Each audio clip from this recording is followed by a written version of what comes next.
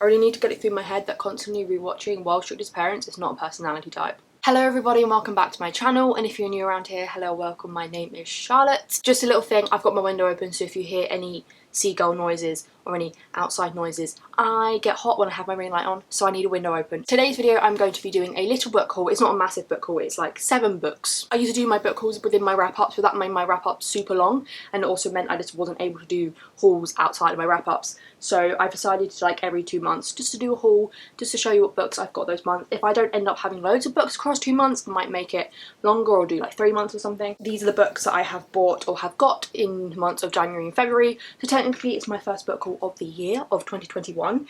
So 7 books across 2 months isn't too bad. I don't feel like I have to say too much because this is a book haul, so I'm just going to dive straight in. First 2 books I picked up in Tesco. Gotta love a good Tesco book deal when they're like 2 for £7. I bought these 2 books because I saw one of them and was like, I need that book, and I've been wanting that book for a while, and then because I saw the deal I thought I'd pick up another one, and I saw this one and I was like, I've also heard things about that and also being interested in that. And that first book is The Couple Next Door by Sherry Lapina. I have heard and seen some of Sherry Lapina's books around BookTube for a bit, but this one I'm specifically interested in because I heard Cindy over on Read with Cindy talk about it, and when she described the synopsis and then when she said what she thinks it's loosely based on, I was like, yeah, that's what I thought it was based on. This book follows a couple who have a 6-month-old baby, and one day when they're invited to like a dinner party that's probably like next door to them, because the 6-month-old can't come to the party for some stupid reason, and maybe they can't get a babysitter or something, they just decide to leave their kid in the house while they're at this dinner party, and they're thinking it's fine, we're literally next door.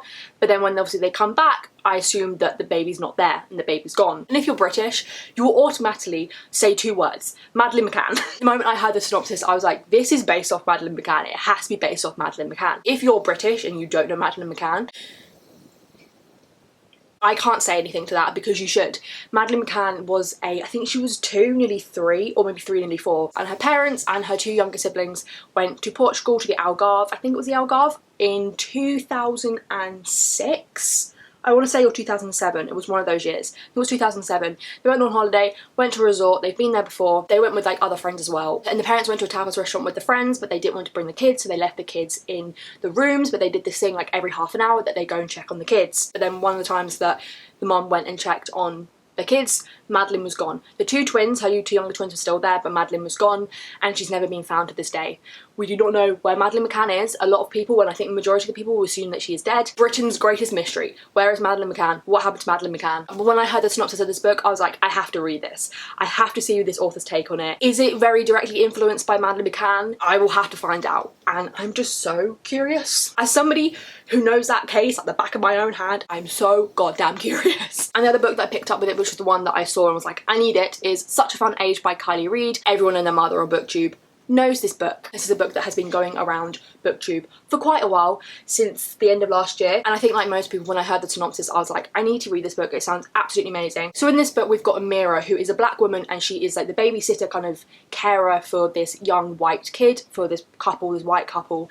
And then one day when Amira is with the kid in a supermarket, a police officer comes up to her and just automatically assumes that she has kidnapped this child because she is black and the child is white. Then obviously dives into the problems within that, and you know how that plays out, and how the couple, and especially the mum, the white mum, is very much playing into performative activism. I think everything that's been going on the past year with Black Lives Matter, I think this is going to be such an interesting book and such a amazing book to read, and I've heard such amazing things. It's not just been around on BookTube, it's literally been on like Mariah Carey's top book to read, and probably Reese Witherspoon's. Everybody and their mother, and I mean it, everybody and their mother in this world has at least heard of this book, because it's not just on BookTube, it's out there in the celebrity world and in the mainstream world. But I'm just really curious and really interested just to dive in and just to experience this story and just to see what the hype's about and just see if I love it just as much as everyone else does. And the next book is the only one on this list that I have read, and I have read it this month, and that is The Case for Jamie by Brittany Cavallaro. This is the 3rd book in the Sherlock Holmes series. If you do not know what this series is, the first one is A Study in Charlotte, and it is about the descendants of Sherlock Holmes and John Watson. So it follows Sherlock Holmes and Jamie Watson, and they end up meeting at this private boarding school in America, and a murder gets pinned on them and they get framed for this murder, and they have to go all like Holmes and Watson to actually figure out who the murderer is so they can clear their name. And with that digs up a whole nother scandal and all this stuff running between the Holmes and the Watsons and the Moriartys, and obviously the 2nd and 3rd and obviously into the 4th book uncovers and digs into that. So obviously I can't talk about this one specifically. I'm not going to talk about my my thoughts on it because I talk about it in my wrap up, which I'll be putting up a week after this video. But I did like this book and I do enjoy this series. I think as it's gone on, I'm liking it less. Just maybe I'm just a little bit tired of it, but I'm still enjoying it and I still want to finish it off. You know, I've only got one book left, so I definitely will finish off the series. I think at first I liked the novelty of it. I liked, you know, the whole Holmes and Watson thing and the main character being called Charlotte. That's another plus. But I think as it's gone on, I'm just a little bit like, it's good. I like it, but it's not like amazing and it's not blowing me away. The next book that I picked up is the 5th book in a series, and it's a series that I absolutely love and I've loved for a few years, and then it wasn't until I think I reread the first book a couple of years ago or a year ago that I just remembered how much I love this series. And then I read the 4th book, which kind of came out a little bit after the 3rd book.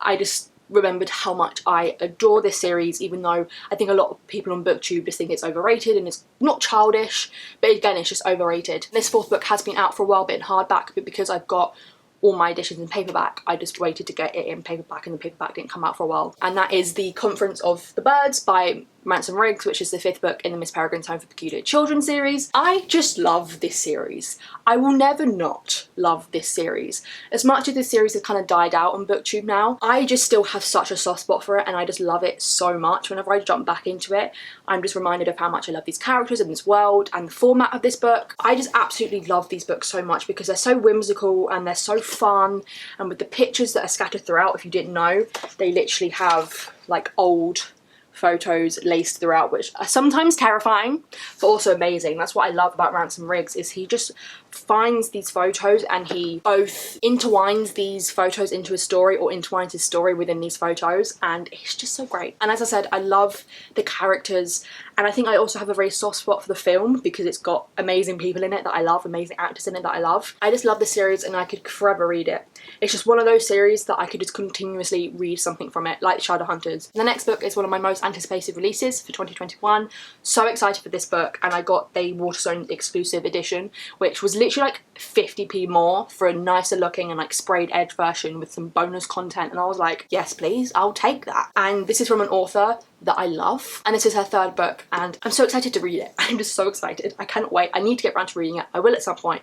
And that is Concrete Rose by Angie Thomas. Look at this beauty. Look at this beautiful blue sprayed edge wonder. It's amazing. So this is a prequel to The Hate U Give, and in The Hate U Give you have our main character Star, but this follows her dad, and it follows his life at 17 when he's kind of having to deal with both the environment that he's living with and kind of like the drug ring and the kind of gangs that surround him in his neighbourhood, but then also when he finds out that his girlfriend is pregnant. I will literally read anything from Angie Thomas. So if you have The Hate U Give, and then you have On the Come Up, which is still set within the world, and The Hate U Give is kind of reference, or Star's story is kind of reference within that book, but I just can't wait to go back to the world, to the like direct world of The Hate U Give. And it's not a super big book, and as I said, I'm just so excited because I love Angie Thomas and I just love her writing and I just love her stories. She just writes them so amazingly and they're so powerful. And the final 2 books I bought for a special video that I'm going to be doing in March around my birthday, which my birthday is March 16th, so I'll be doing it around then. I don't really want to spoil the video, but like at the same time, the books are going to spoil it. Basically, it's just another installment in my This versus That series, but I'm doing a special one for my birthday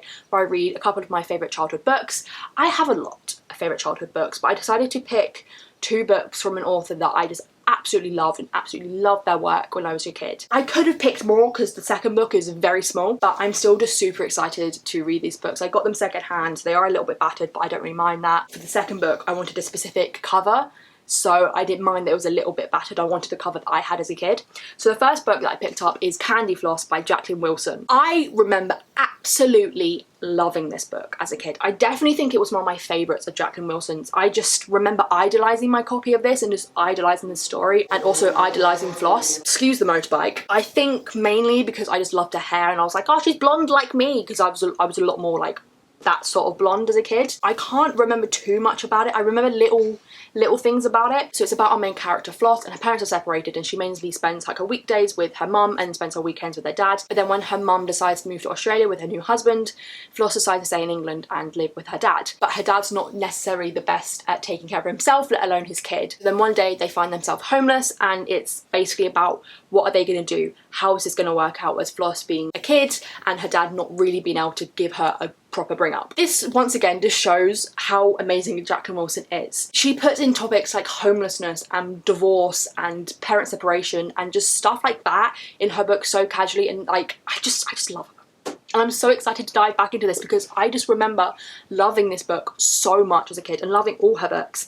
And I forget also that in her books you've got like you've got the photos of the illustrations by, who is it? Nick Sharratt. Any British kid should recognise this art style. I'm just super excited to read this, and I just, now I'm just gonna wanna read all her books. All her books are amazing. Even though I haven't read them all, they're all amazing. And the second book that I picked up, this one's definitely a little bit more battered, but as I said, I wanted a specific cover. I wanted the cover that I had as a kid. And this is a series I absolutely adored, weirdly, because it's a horror series. It's a kid's horror series. And for a kid who hated horror TV shows and films, I ate this series up. I had access to the series of books because my brother, who grew up in the 90s, he had like the whole series. So I just like stole his books and I read them. And I remember really loving this one. So I decided to pick this one up and use this one specifically.